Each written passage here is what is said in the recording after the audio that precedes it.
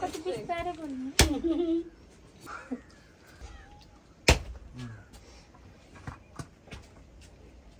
दाइले बोलेको भएछ नि हामीले नै गाडी बेल गरेर भयो किन हामी सर्ट दाइ भनेको भएछ अन्त कता गयो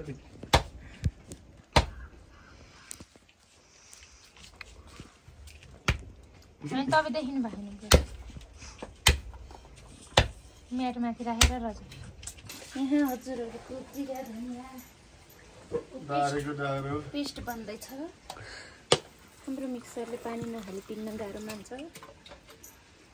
दारेको दारो र हामी मिसेर हो यता अनि लसुन अदुवाको पेस्ट भइ नि सकेको छ खै त्यो चाहिँ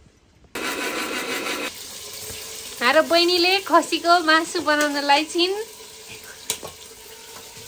खाना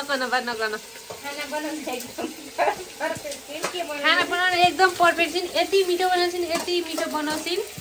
हजुरहरूलाई पनि खान मन लाग्छ नि हाम्रो घर आउनुलाई अब खाना चलाउन मिल्दैन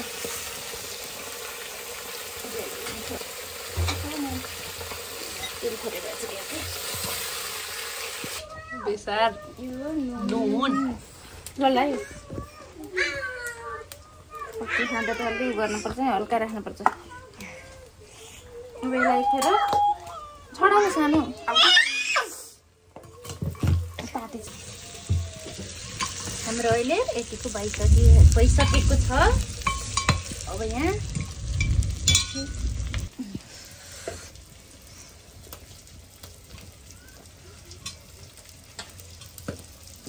प्याज राखेर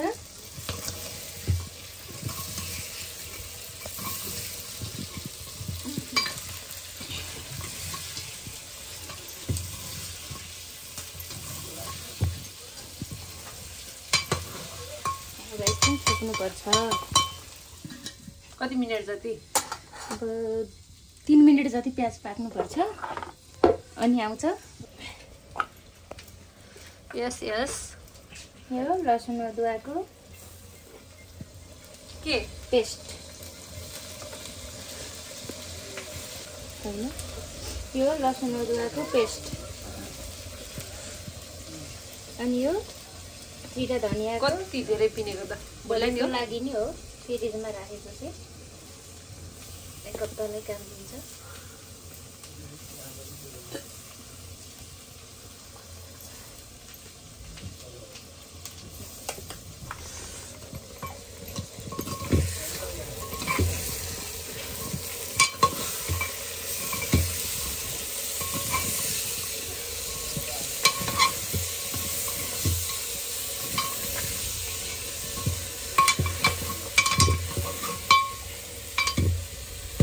आगोमै पकाउँछौँ त्यो टमाटर यसलाई नि एकछिन छोप्ने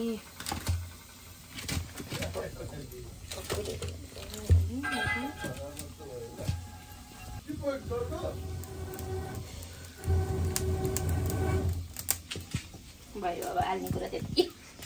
अनि हामी मसला टमाटर राखेर एकछिन छोपेर छोडिदिएको गलिसकेको अहिले यस्तो भइरहेको हेर्न सक्नुहुन्छ बब्बाल देखेर कान्छी हो अनि आगोमा पकाएको मासु बबाल भइहाल्छ नि एउटा कचौरा दिनुहोस्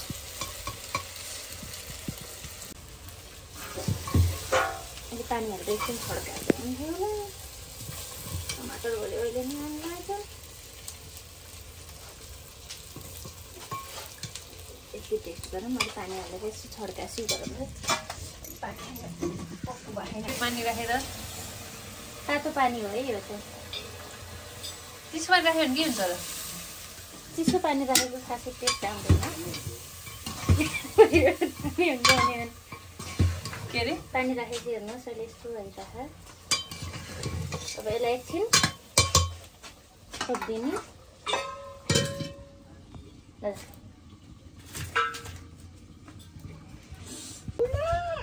टेक इट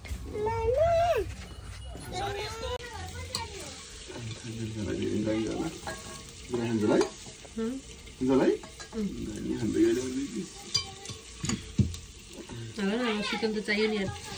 हजुर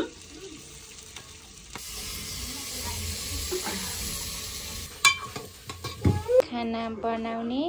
अनि दिदीले खाना बाँड्ने, दुध नै बसाल्दैन है। हेर्नु साथीहरू, अब हाम्रो खाना खाने टाइम भएको छ। यहाँ देख्न सक्नुहुन्छ हाम्रो घरको भैँसीको दुध। अनि यहाँको अघि अलिकति झिकेर राखेको है, फेरि त्यत्रो पकाएर कहाँ गयो भन्नु होला। हल्का तातो बनाएर खानाउने। अनि हाम्रो घरमा भात पकाएको यहाँ है, घरकै मार्सी चामलको भात। अनि तातो खाना हामी खाना, मैले थोरै खान्छु है, धेरै खान्न। हामी 4 जनाको लागि दाइ भयो म, दिदी अनि दादाको लागि।